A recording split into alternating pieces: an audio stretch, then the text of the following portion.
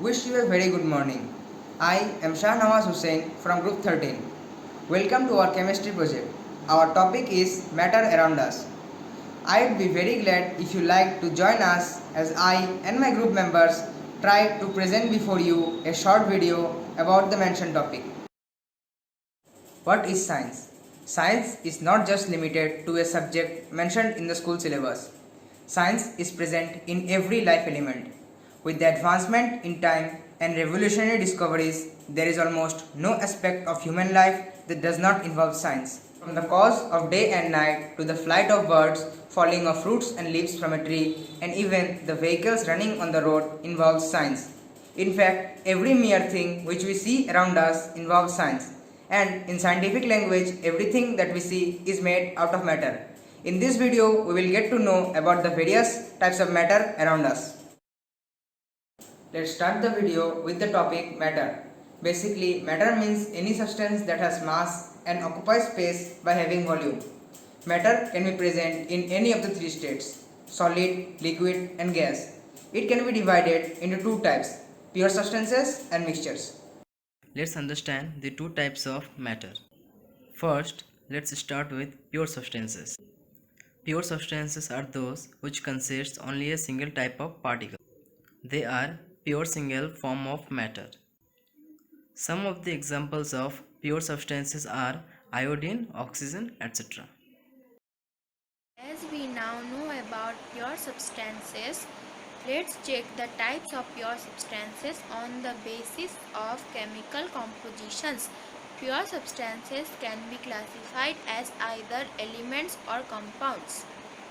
Let's begin with the question, what are elements? Elements is a basic form of matter that cannot be broken down into simpler substances by chemical reactions. Some examples of elements are hydrogen and gold. Compound is a substance which is composed of two or more elements chemically combined with one another in fixed proportion. Some examples of compounds are water and carbon dioxide. Our next topic is mixture. What is a mixture? A mixture is basically the combination of more than one kind of pure form of matter. Seawater and petroleum are some examples of mixtures. A mixture can be divided into two types: homogeneous mixture and heterogeneous mixture. Homogeneous mixture are those which have an uniform composition throughout. Example of homogeneous mixture are air and lemonade. What is heterogenic mixture? Mixture which have distinct parts and non-uniform composition is called a heterogenic mixture. Soil and seawater are some example of it. Let us move on to our next topic, that is solution. The first question that arises is, what is a solution? A solution is a homogeneous mixture of two or more substances. Let's make it more clear by having a look at a few examples like soda water and lemonade. A solution has two components, that is solute and solvent.